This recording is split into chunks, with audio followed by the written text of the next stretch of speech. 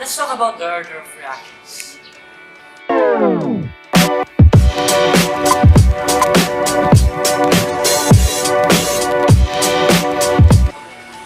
The rate of the reaction will always depend on the concentration of one or more reactants in some way. The relationship between the rate and a particular concentration is illustrated by the reaction order with respect to a particular substance. For example, we run a reaction several times with different initial concentrations to see what it does to the rate.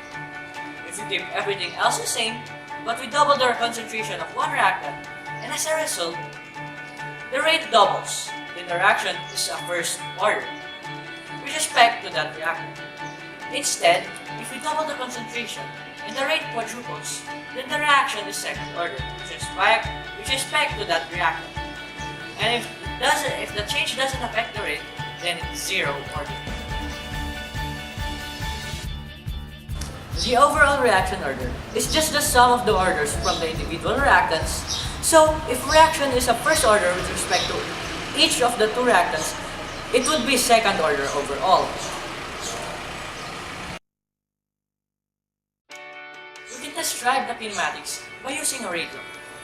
Let's say we have the following genetic reaction.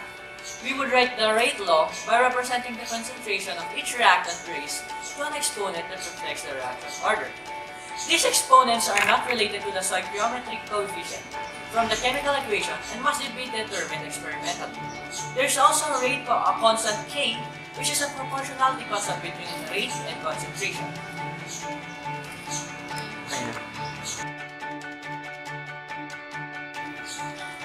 Now that we have the terminologies down, how do we experimentally determine the order of reaction with respect to each given reactant? We do so by using initial rate statement. We can run several trials of a reaction and vary the initial concentration of one reactant at a time. Let's look at the reaction. We can clearly see the doubling of the initial concentration of the reactant makes it disappear twice as fast. So the reaction is first order with respect to N2O5 and therefore first order overall.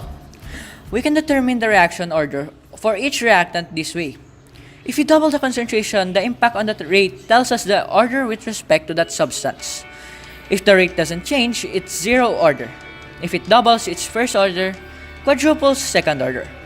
And if it's cut in half, it has an order of -1.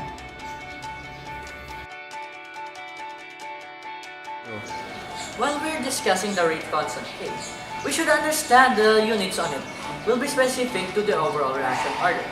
This is because they must cancel out the concentration units to give molarity per second. So for zero order, they will be molarity per second since it doesn't depend on the concentration. For the first order, it's inverse seconds. For second order, it's 1 over molarity times seconds, so that when combined with molar squared, we get molarity per second.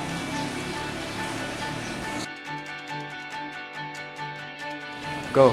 Looking at the previous reactions, the units on K must be 1 over molar squared times second since there will be molar cube in the numerator. Likewise, this means that if you know the rate constant, you know the overall reaction order.